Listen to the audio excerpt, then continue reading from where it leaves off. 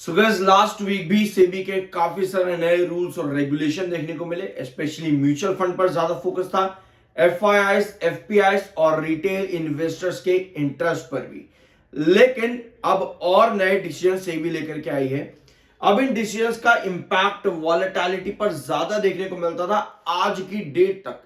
Short selling आपको मालूम होगा कि किस तरह से मार्केट पर इंपैक्ट करती है, और जिस भी कंपनी पर शॉर्ट सेलिंग का इंपैक्ट आता है वहां पर किस तरह से वॉलेटिलिटी देखने को मिलती है। तो सेबी यहां पर अब क्या कर रहा है, सेबी बैन कर रहा है कुछ तरीकों की शॉर्ट सेलिंग को। For example naked short selling SEBI यहां पर अभी भी प्रोहिबिट ही रखेगा। इस पूरी अपडेट को समझने के लिए एक एक लाइन के साथ चलना बहुत जरूरी है, रादर देन कि हम समझे कि भाई वॉलेटिलिटी बस खत्म कर दे इस चीज को। इतना आसान नहीं है, क्योंकि जो भी अपडेट सेबी लेकर के आ रहा है ये है रिटेल इन्वेस्टर के इंटरेस्ट में। अब शॉर्ट सेलिंग क्या करता है? शॉर्ट सेलिंग मार्केट में लिक्विडिटी को बहुत वॉलेटाइल करता है। शॉर्ट सेलिंग मार्केट में वॉल्यूम्स को हेवीली इंपैक्ट करता है। ठीक है, फ्यूचर एंड ऑप्शन स्टॉक्स में reduce overall trading volumes and compound existing pressure. अगर यहां पर फ्यूचर एंड ऑप्शंस को रोक दिया जाता है तो वॉल्यूम्स के ऊपर बहुत ज्यादा इंपैक्ट पड़ेगा और मार्केट की लिक्विडिटी पर भी इंपैक्ट पड़ेगा। इसलिए सेबी ने यहां पर क्या किया है, सेबी ने कुछ खास तरीके की शॉर्ट सेलिंग होती है मार्केट में जिसको कहते हैं नेकेड शॉर्ट सेलिंग।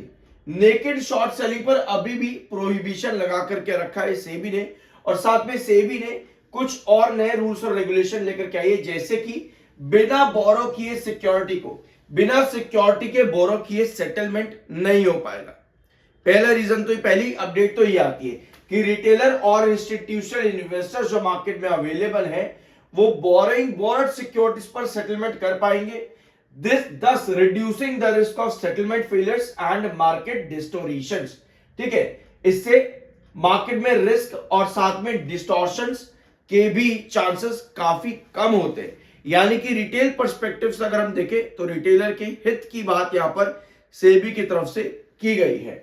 बट कोई भी फ्यूचर एंड ऑप्शंस या फिर आपके शॉर्ट सेलिंग के ऊपर कोई भी फैसला लिया जाता है तो शॉर्ट टर्म पर उसका कई बार नेगेटिव इफेक्ट भी देखने को मिलता है।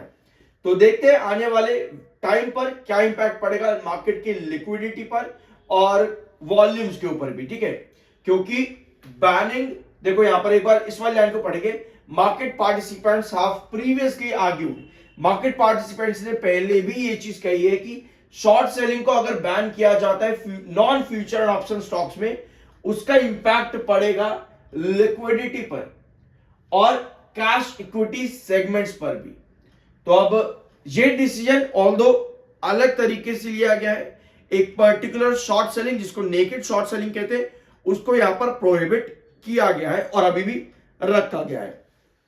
ठीक है, तो ये अपडेट जिसका इंपैक्ट लिक्विडिटी, मतलब आपके शॉर्ट सेलिंग का मेजर इंपैक्ट जो है लिक्विडिटी, ऑक्शन पेनल्टीज और मार्केट वॉलेटिलिटी कंट्रोल पर ही देखने को मिलता है।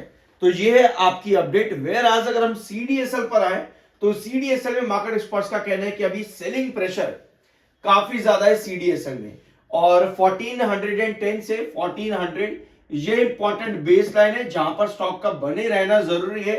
Otherwise 1250 according to market experts ये पोजीशन देखने को मिल सकती है अगर यहां पर सेलिंग ज्यादा बनती है सीडीएसएल में इन दो लेवल्स के पास, तो 1250 तक का ड्रॉप सीडीएसएल पर देखने को मिल सकता है। अब मार्केट एक्सपर्ट्स इतने ज्यादा नेगेटिव क्यों है? मतलब ऐसा नहीं कह सकते कि मार्केट एक्सपर्ट्स बहुत बेरिश है। नेगेटिव टर्म और बेरिश होने में बहुत फर्क है। नेगेटिव मींस कि यहां से गिरावट आती है तो आपको करेक्शन हल्की सी देखने को मिल सकती है। बेरिश मतलब कि गिरावट पर गिरावट, यानी कि ट्रेंचेस पर गिरावट। अब ऐसा क्यों है कि सीडीएसएल पिछले लगभग एक साल के अंदर अगर आप चार्ट का पैटर्न देखोगे, पिछले एक साल में स्टॉक ने सिर्फ वेजिस पैटर्न पर काम किया है। Upward edges pattern, downward edges pattern, upward edges pattern, फिर डाउनवर्ड एजिस पैटर्न और रिसेंटली अपवर्ड एजिस पैटर्न का ब्रेकडाउन। क्योंकि अगर आप यहां पर चार्ट को देखोगे सितंबर 2024 के बाद से स्टॉक ने कुछ ज्यादा नहीं किया है, क्योंकि कंपनी के पिछले 4 क्वार्टर काफी वीक देखने को मिले। यहां पर देखना, सितंबर में कंपनी का ग्रोथ 55% था, उसके बाद सिर्फ दिसंबर क्वार्टर कंपनी ने अच्छा इंप्रूवमेंट दिया, मार्च में कंपनी ने नेगेटिव ग्रोथ दिया है, जून में थोड़ा सा इंप्रूवमेंट मात्र 0.55%, उसके बाद फिर कंपनी ने नेगेटिव ग्रोथ दिया है। इसी वजह से पिछले एक साल के अंदर अगर हम पिछले चार कुछ क्वार्टर देखें कंपनी के, तो कोई ज्यादा बड़ा ग्रोथ इसके चार्ट पर देखने को अभी तक नहीं मिला है। तो कहीं ना कहीं मार्केट एक्सपर्ट्स का भी यही एग्जैजरेशन है कि कंपनी के दिसंबर क्वार्टर पर इंप्रूवमेंट मिलना जरूरी है। तो अगर कंपनी दिसंबर क्वार्टर पर वो इंप्रूवमेंट दे पाती है तो यस, कंपनी के ग्रोथ के भी पॉसिबिलिटी नजर आती है उस कंडीशन पर ही। ऑल्दो दिसंबर क्वार्टर कुछ खास अच्छा करता देखने को नहीं मिलता है, क्योंकि सितंबर क्वार्टर अपने आप में एक बेंचमार्क है। तो ऐसे में दिसंबर क्वार्टर से थोड़ी सी एंटिसिपेशन कम रहेगी। अदरवाइज अगर कंपनी 300 करोड़ का रिवेन्यू भी जनरेट कर देती है, यानी क्वार्टर ऑन क्वार्टर बेसिस पर 19 करोड़ का रिवेन्यू कंपनी का कम भी रहे, but year on year basis पर एटलीस्ट 22 करोड़ का जंप भी कंपनी का आता है, तो भी कंपनी इस नेगेटिव ग्रोथ के ऊपर उठ सकती है। और स्टॉक इस समय क्या कर रहा है, अगर हम टेक्निकल पॉइंट ऑफ व्यू पर देखें तो आप इस समय न्यूट्रल यहां पर आते हैं। आरएसआई 40.6 का है जो कि न्यूट्रल है, एंड एमएफआई 26.2 का है बुलिश। इसी वजह से लास्ट सेशन 1480 से आपको वापस रिकवरी देखने को मिली, बट एमएसीडी सिग्नल आपके स्टिल यहां पर बेयरिश है।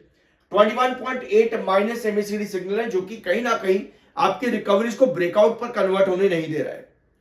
अब अगर हम चार्ट पैटर्न पर देखें तो सीडीएसएल और बीएससी लिमिटेड दोनों ने ऑलमोस्ट सिमिलर पैटर्न क्रिएट करा है। अपवर्ड वेजेस पैटर्न से दोनों स्टॉक इस समय साइडवेज पैटर्न पर है। अगर आप चैनल पर बीएससी लिमिटेड बीएससी का रेगुलर वीडियो देख रहे हो तो आपको मालूम है कि बीएससी भी साइडवेज पैटर्न पर है, और सीडीएसएल के साइडवेज पैटर्न 1480 से 1580 है।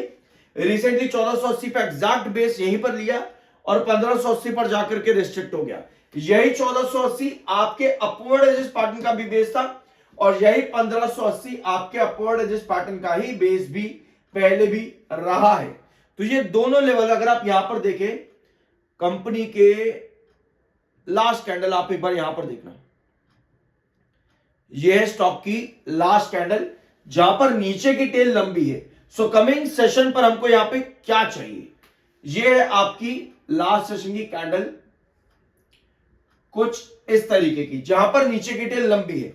यह है 1480, यह है 1580 कंसोलिडेशन जोन। अब इस न्यूज का क्या इंपैक्ट पड़ सकता है, क्या इस न्यूज का इंपैक्ट नेगेटिव रहेगा? नेगेटिव रहेगा तो किस तरीके से सीडीएसएल में आने वाले मंडे या आने वाले वीक में काम करता देखने को मिल सकता है? क्या कैंडल के अकॉर्डिंग, जो लास्ट कैंडल है सीडीएसएल की, उसके अकॉर्डिंग तो भैया एक अच्छी ओपनिंग शो हो रही है यहां पर सीडीएसएल के अंदर, बट क्या वो ओपनिंग दिन के आखिर पर सेल की तरफ बन सकती है?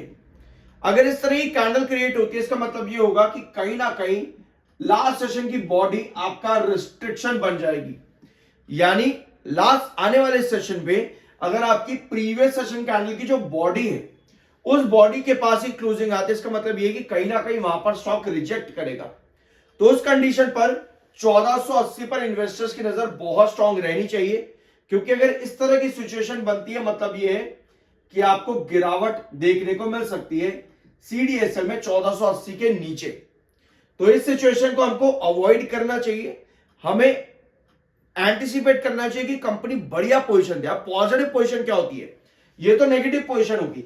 पॉजिटिव पोजीशन ये होती है कि स्टॉक लास्ट कैंडल की बॉडी को सरपास करते हुए उसके ऊपर क्लोजिंग दे।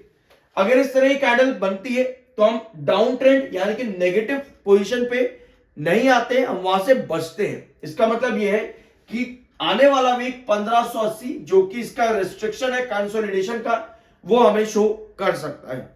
तो ये है पोजीशन इस समय सीडीएसएल की ऑन चार्ट, और ये है अभी की अपडेट आज के दिन की। I am NISM certified, subscribe जरूर कर देना, और आज के बाकी की वीडियोस देखना मत भूलना। और कल भी कई सारे अलग अलग टॉपिक्स डिस्कस किए गए हैं, जरूर चेकआउट कर लेना। मिलता अगले वीडियो में।